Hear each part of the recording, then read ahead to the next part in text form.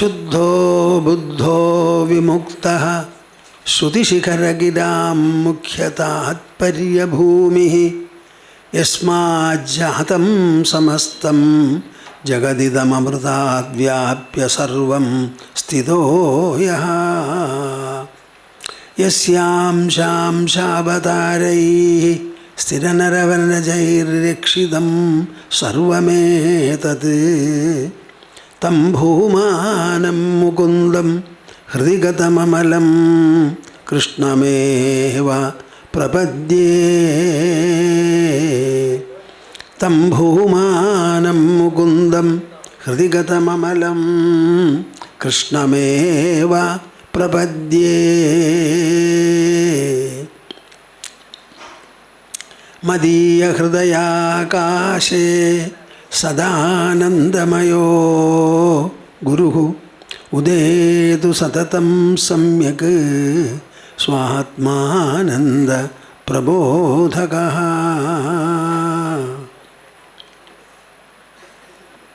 Harihi Harihi Harihi Om Tats Jai Guru Jai Guru. Today is a very auspicious day. I always describe this Gurupoornima day as the most holy and benedictory day in the Indian almanac. There is no day like this. You cannot think of the human society, the human individual, without a mind and intelligence. The mind, intelligence and ego constitute the inner personality of man, of the human. Everything in this inner personality is in the nature of knowledge and knowledge alone. This knowledge can never be gained or derived by anyone except from a teacher. Children are born in homes and parents are waiting for the day when their children can be sent to schools for learning. There it is academic education, education about the objects of the world and the sciences and technologies relating to them. But is that the real knowledge? No. Knowledge about the knower and the knowing process and the knowledge itself, that is called the subject knowledge. That is where the Guru counts supremely. In the schools also, you cannot have knowledge except from a teacher. When it comes to spiritual knowledge, the Guru is indispensable. Their children go, but elderly people go to the Guru, so they have knowledge, no doubt. But even then they are helpless in the matter of gaining knowledge, except in the hands of a qualified and an enlightened teacher. All our people have considered this Gurupoornima day as extremely important and holy. Disciples are very anxious, are very much concerned that they should go to the Guru and spend some time from Gurupoornima onwards during the 4 months.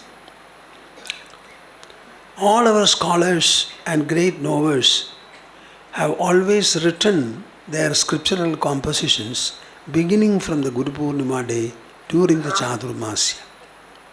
So this day has great, ineffable importance for us. Its importance cannot be described amply at any time by anyone. It is on such a day that all of you have assembled here. I am extremely happy to see all of you.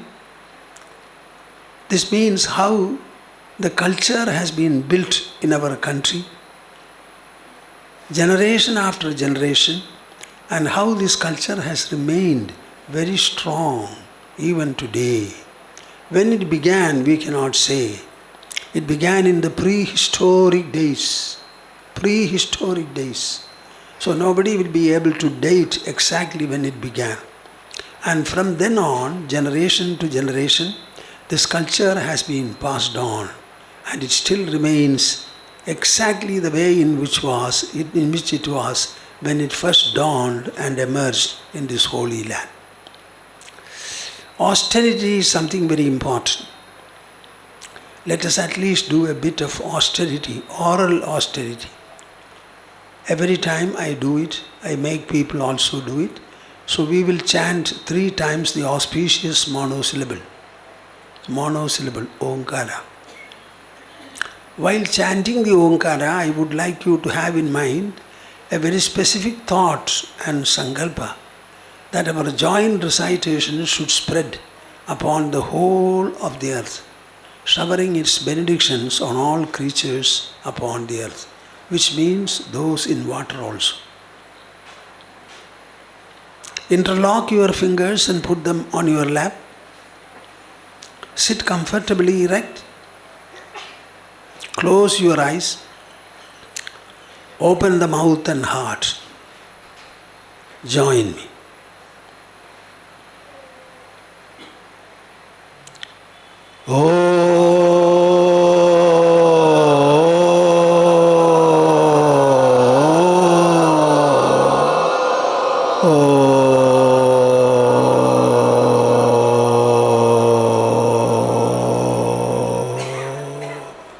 Wow, wonderful, wonderful, wonderful. All of you are ineffably blessed.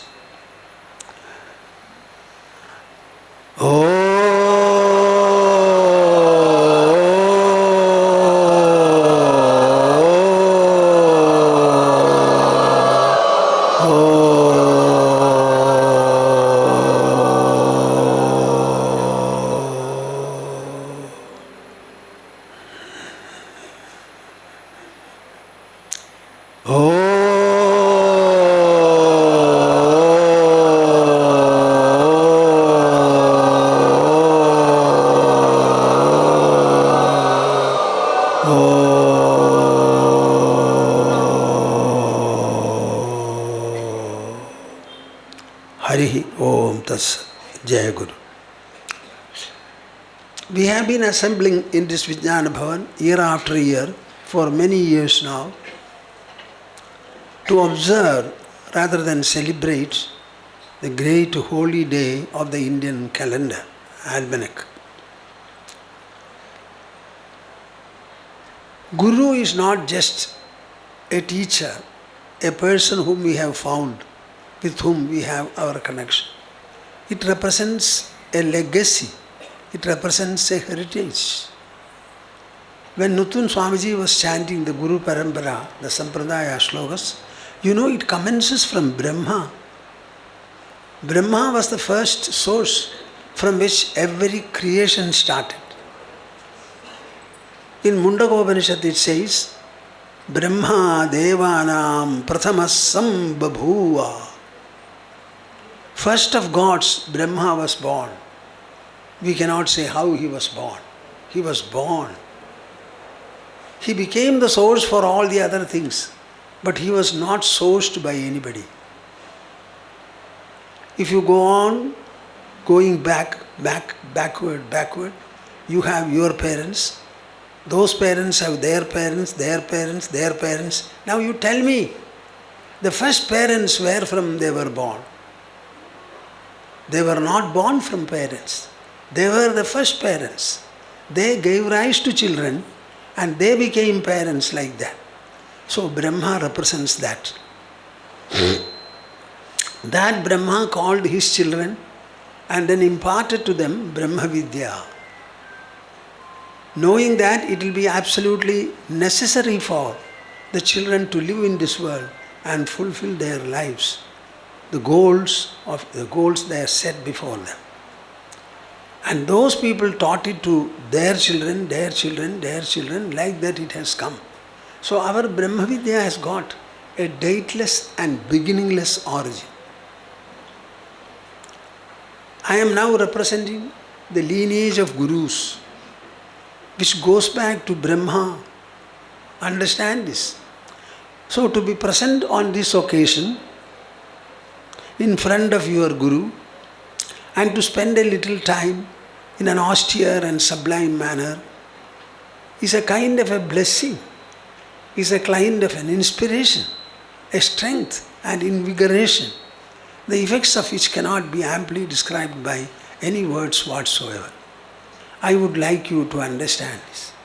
Your presence here and participation in today's function, it links you up to the infinitely old past. We cannot say when it began. Every one of you should feel that you are enriched and empowered by. There is a lot of simple knowledge which people don't understand, don't think about. I have started telling people what? We are citizens of the earth. What is this earth? It is a globe in the whole universe. Universe consists of countless celestial bodies. Our earth is a small one. This earth is revolving on its own axis. It also goes around the sun. If you are intelligent, I would like you to think. Tell me what is the force or power that makes the earth revolve. Come back to your own heart. Tell me what is the force that makes your heart beat. Lungs breathe. The body preserve its heat. Can you tell me whether there is any difference between the two? The power that makes the earth revolve and the heart beat? Now listen to me, from me, that it is one. By the glory of your human birth, you are connected to the supreme divinity. You don't have to go to a temple. You don't have to go to a holy place to feel connected to the supreme. The very fact that your heart beats and the lungs bellow, they are sufficient for you to feel, I am connected to the supreme source. Human alone can understand this, not anybody else in the whole world. There are so many creations besides humans, but none of them has the brain or the vocal system to understand this truth, comprehend it, realize it, and effectively articulate it. We alone can do. That is why Krishna says to Uddhava in his last message from Dwaraka, I created several bodies, no-legged, one-legged, two-legged, three-legged, four-legged, many-legged, but I was not happy. But when I created the two-legged human, I was happy. Why?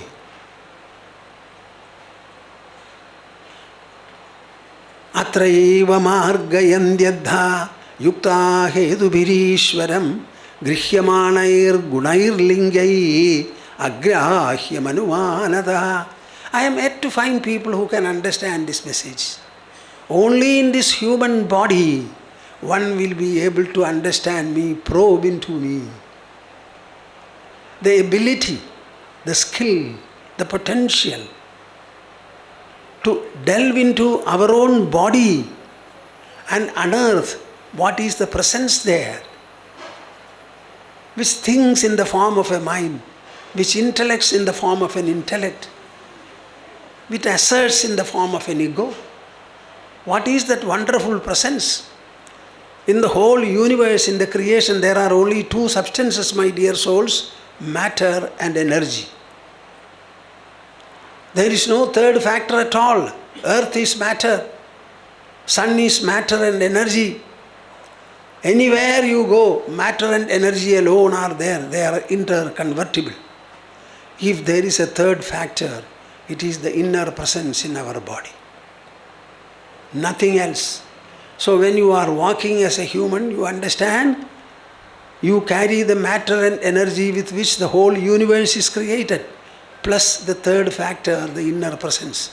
Tell me, what is your status then? How valuable, glorious and edified you are. In our personality, we have a fullness, we have a fullness, we have an abundance, we have a magnificence, we have a majesty, which you can find nowhere else. Gurupoornima is marking the importance of the Guru, who awakens you and makes you realize the supreme truth. I was a religious boy. a very devotional one and also traditional. I was born 25 kilometers away from here, this side, in Vadakanjeri and Parlikad. Along with the other boys of the village, I imbibed all the tradition of the land, religiosity of the land, and the devotional practices also. So I lack nothing. In terms of religion, spirituality, tradition and devotion. But my mind was restless. I could not find anything in this world to make me interested in. In any way, following my brothers, I went to Calcutta for search of a professional life. Very strangely, I happened to meet my Gurudev. I cannot exactly say, maybe within 2 or 3 months, something like that, I happened to meet. Or maybe a little longer, I am not able to remember. The moment I saw him, my whole life changed. He must have been above 60s, skin and bone. With a sitar in his hand, he climbed the steps to the first floor of the flat where we were living. With loose shirt, etc. My brother told me to prostrate before him. So we are people who prostrate very well. Like a stick we fall. My mother has particularly taught me that. So I fell like a stick at his feet, touched his feet. He lifted me up and gave me a kiss on my forehead. This is something about which I have spoken several times. I am tirelessly speaking about it today also. I felt, what is this? A very strange man. I gave him a religious or traditional prostration and he gives me an excellent human response, an emotional response, the like of which I never remember. I did not remember neither my mother, nor my father, nor my sisters. I was the last child in the family. None of them had given me this kind of a response. What is that freedom within him? And what is that emotional touch in him which made him do this? So I find that there is something more than what I already knew. I never knew anything about him. I knew that a spiritual man was being brought by my brother home. That's all. He stayed with us for more than a month. And I found many things between my brother. He was doing it all in a secret manner. So I was only an observer. And he got initiated by this old person. I, however, one day approached him and said, I have a restless mind, I am not able to concentrate. So will you be able to help me? Concentration. Concentration. It is the last thing in human life. And you are too young, he said. One is a compliment, another is a denunciation. Concentration is the last thing in human life. So I felt happy, so I have something that is the last thing in human life. The next sentence was, you are too young. So my age must have been something like 19, 20 years old then. At that time. So I was not fit. So when would I become fit? I kept quiet. I was always an obedient child, last born. I kept company with him, and at one point of time I felt like telling him, he had initiated my brother, I also want initiation. We fixed a date and I went to him. I got initiated. Then I told my Baba, please don't ask me to read. Don't ask me to read any book. I have come here to be initiated by you. I have seen you sitting inside the room. The initiation to my brother also was inside the room. So there was no question of going out, reading and all that. I will do the practice and pursuit which you are giving me. Besides that, I will never do anything. I want to experience what I want to, realize what I want to. He laughed and said, okay, don't read. But even when you have to read, the book will arrive on your table. I did not say anything. I returned to my flat Ever since then, my dear souls, I was plunging into meditation. On working days, 2.5 hours a day, and on holidays, 4 hours. Every time vibration was an experiential process for me.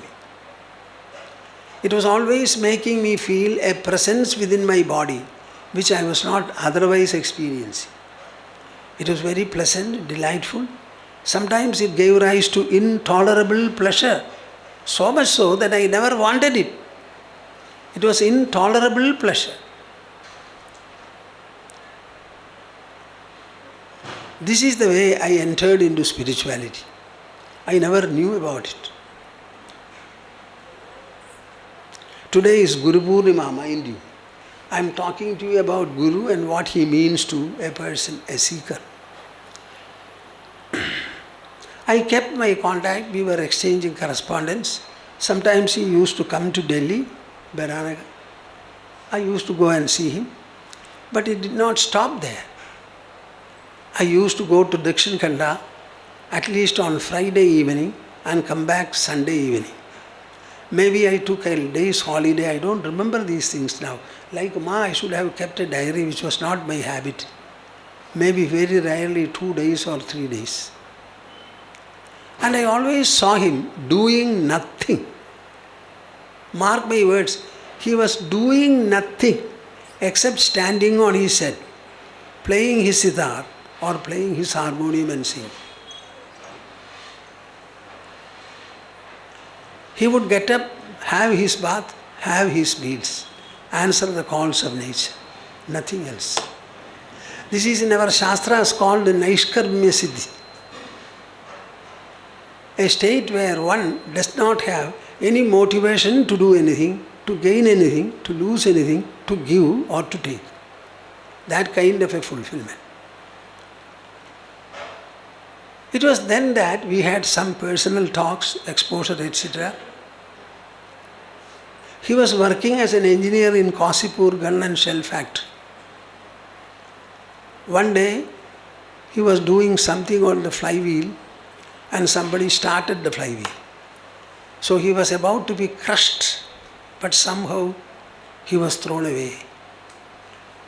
Subsequently, he stopped, he resigned the job. Can you imagine a person leaving the job and remaining at home, doing nothing? And it was not an ordinary man, a spiritual person. I could understand what spirituality could mean and bring about. He was a person who was very active, interactive and a professional. Suddenly, he leaves and remains. So spirituality has got that much of potential and magnificence, as a result of which it can embrace and hold a person without any work, without any involvement. His spirituality is so majestic. Every one of us is eating our food to remain active for 16 to 17 hours of the day. But here is a person who is not active at all. He was a fulfilled person. He had read a lot. Almiras of books he has read. And in all the books you can find his notes in the margin. And Nutun Swamiji has seen it's all in Bengali, so I never opened it at all. The point I want to tell you is that the spirituality is something that requires your involvement. What is the time you give yourself to spirituality to operate on you, to sublimate you? I am also giving Diksha to so many people. Oh, they are very anxious, very pious, very devoted, very devout. After Diksha, there are some people, I don't know whether they are living or not. This is their contact with their teacher. Every one of you is very anxious. So I went to Dakshin Khanda, stayed on different occasions. I found my Baba. I asked him, spoke to him, he spoke to me. I could understand how violence grows. This morning, Praveen came and prostrated before me. He is from Chertala. Where from are you, Praveen? Charthalya. So he said, he has been coming to the ashram, staying here for a short while. Every day Charthalya. This is Praveen. So today I asked him, it is Gurupoornima day. My dear son, let me ask you. You have been coming here and spending some time closely attending on me. Even in the bathroom he was present, massaging and all that. After coming here and staying intermittently, do you think there is any difference? He said, yes, there is a great difference.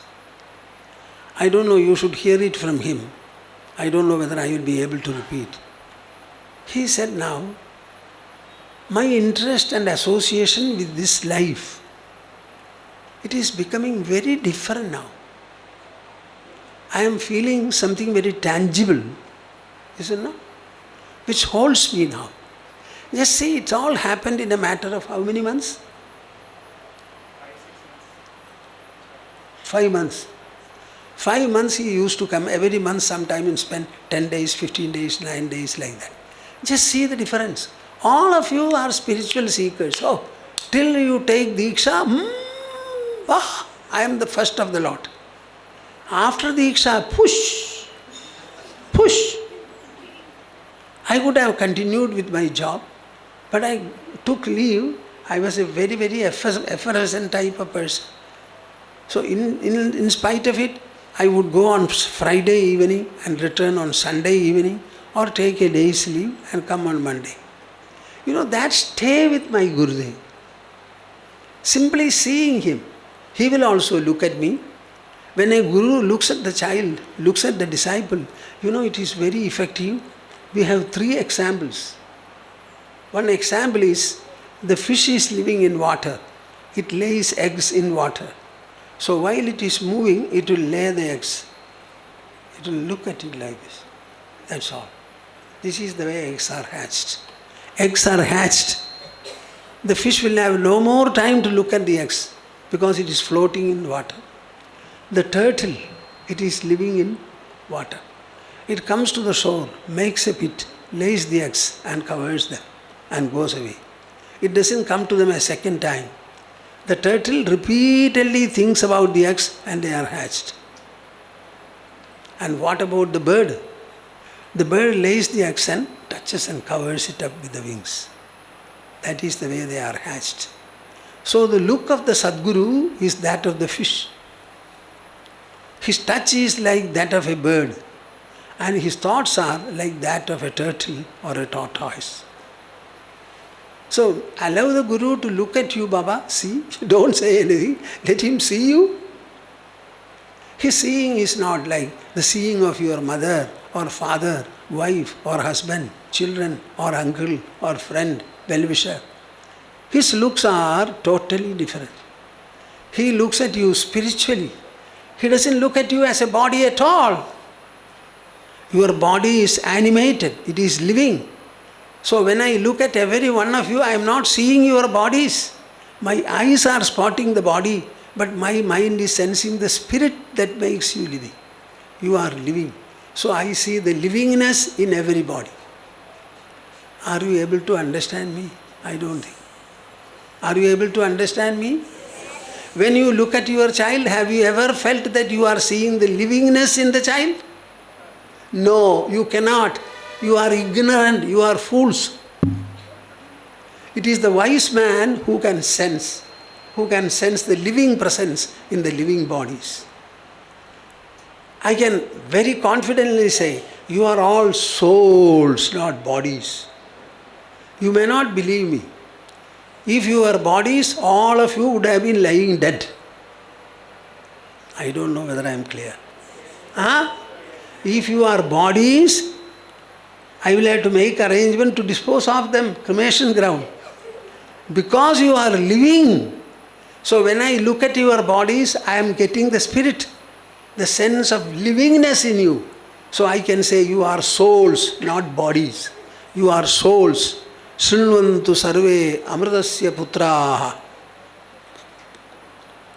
So we have an ashram.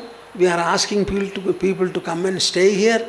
But they will never say, I told you that. Some of the initiated disciples, I don't know whether they are living or not. Sometimes when I go to Delhi, they will come, then only I know that they are leaving. So that is their contact with the Guru. Just imagine. How do we expect to progress? This is such a wonderful line. I am giving a Diksha where no lamp is to be lit, no flower is to be thrown, no pudding is to be made.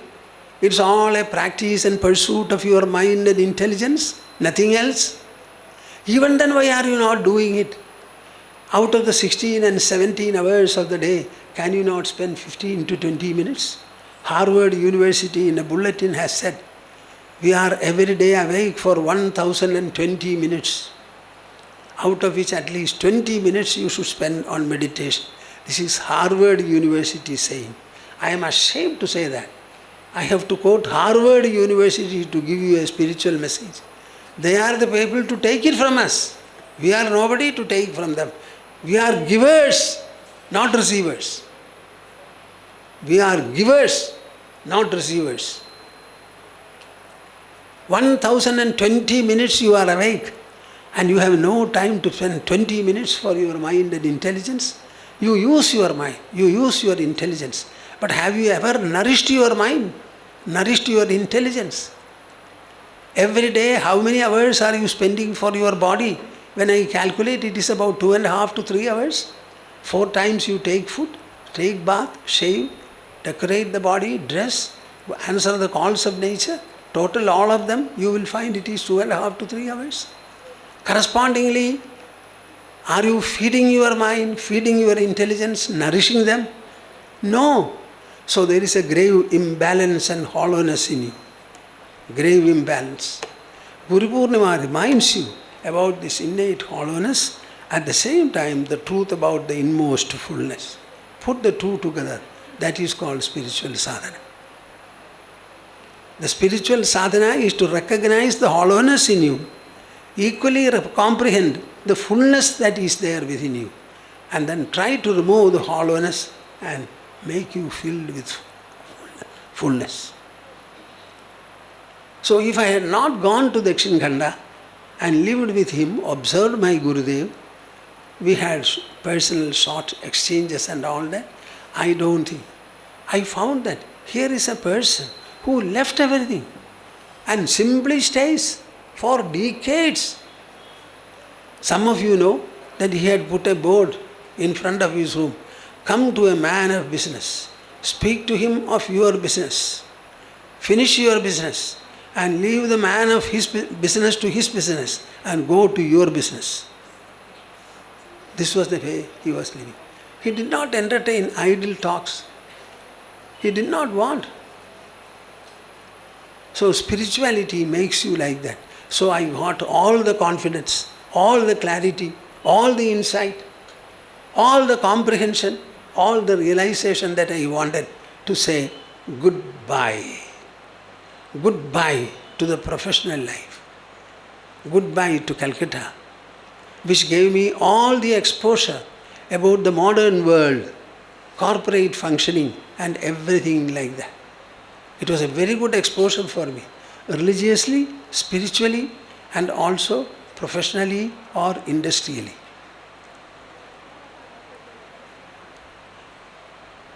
What is this? What is this? Suppose you take a master's degree or a PhD degree, will you remain in the university saying that I am a PhD, I will remain here? Or you will get out and find your feet. Similarly, if you enter into spirituality, you should excel in it. So many people I have been speaking to, everyone. You see, there is something called intrinsic loyalty. What is that? Suppose a teacher teaches you or somebody helps you, you should remember it and be grateful. I am wondering, so many people who are listening to me, I started speaking to them as a sannyasin from the age of 23. So sometime, at least, I don't want hundreds and thousands to feel so, at least very small number, digital percentage, decimal percentage, Swamiji is doing like that. The spirituality has made him so. So I should also be like him. When I learned about Krishna, when I started understanding about Krishna, and he says, many people have listened to my talks and they have become like me, he says. So I have become like Krishna. I have become like Rama. I have become like Shankara after reading them. Similarly, at least one or two or three, I want one person or two people, youngsters, who will say, Swamiji, we will be like you. We will come to the ashram and be with you. Our pursuit will be wholesome, whole time. Not one is able to feel so. Not. Certainly a few people are here in this ashram. We are about 6 or 7. So besides me, 5 or 6 people are there. Why is it that you are not feeling? The time has come. My body has already passed 90 years. Nutun Swamiji and Ma are also old. We have now 4 generations here. I am the first generation, they are the second, then third. There is also another generation still younger. So 4 generations are here. I am more than satisfied. So spirituality means spending your time. Out of the 1020 minutes, spend at least 50, 60 minutes for spirituality. All that I want is get into your room, close the doors and windows, sit on an asana, sit, close your eyes and commune with your own mind and heart. This is meditation. Meditation means to commune with your own inner presence. Would you not like to do it? It will empower you, it will enrich you, it will enlighten you, it will elevate you, it will expand you, it will fulfill you. Get connected to what is the presence within. The sky is the most subtle of the 5 elements. It is all pervading. But it is inert. Your whole body is inert. Your whole senses are inert. They are made of matter. Matter. M-A-T-T-E-R. The matter cannot generate an experience or knowledge at all. Then how do you have experience and knowledge? Not because of your body, but something is present besides the body, inside the body. There are doctors here, brain surgeons also here. Let them contradict if I can, they can. Our whole body is made up of matter. And matter is I-N-E-R-T, inert. The eyes have no power to see. A sleeping man, you open his eyelids and show a flower, gently take away. Next morning you ask him, did you see my flower? Which flower? I did not see. Why? The eyes were open, flower was shown.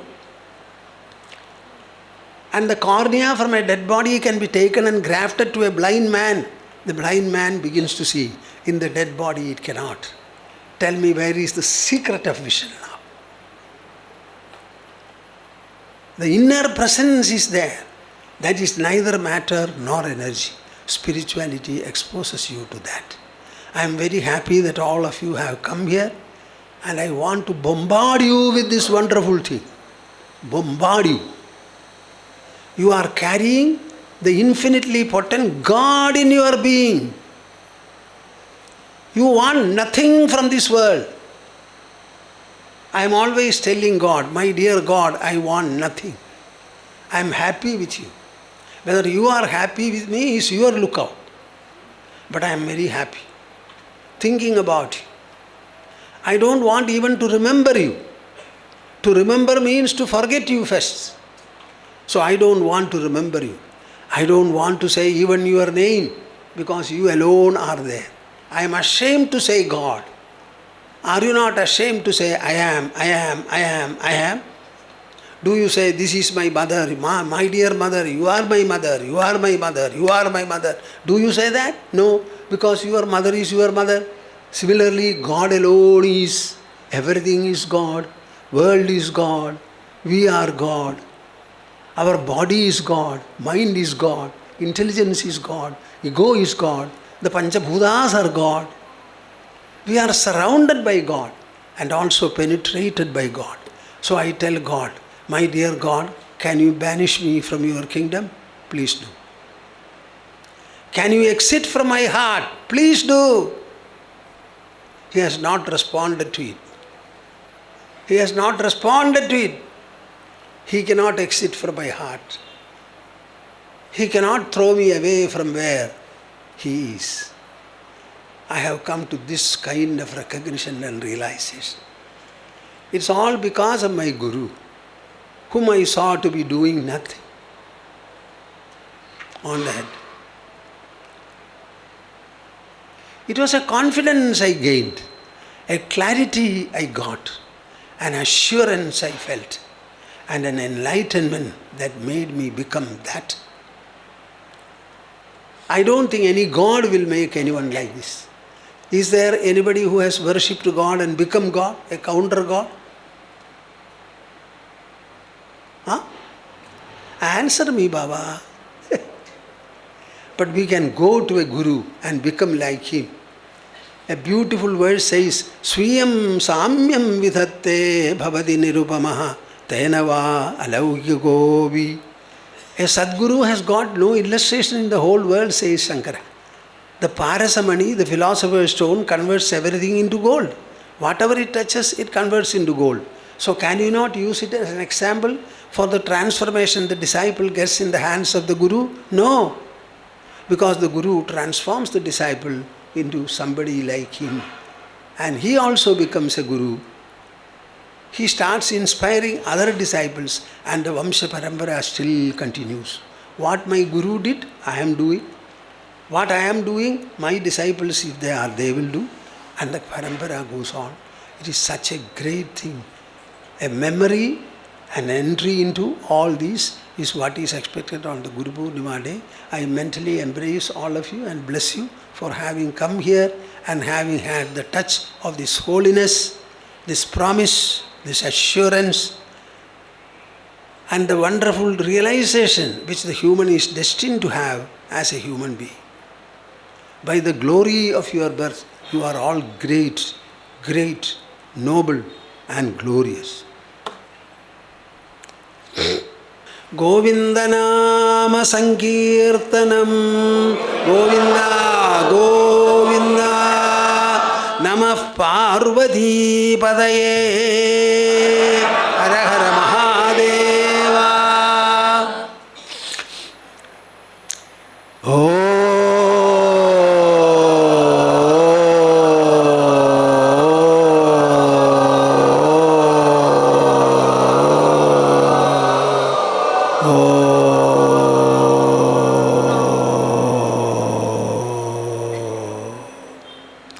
Harihi Om Tassat. Jai Guru.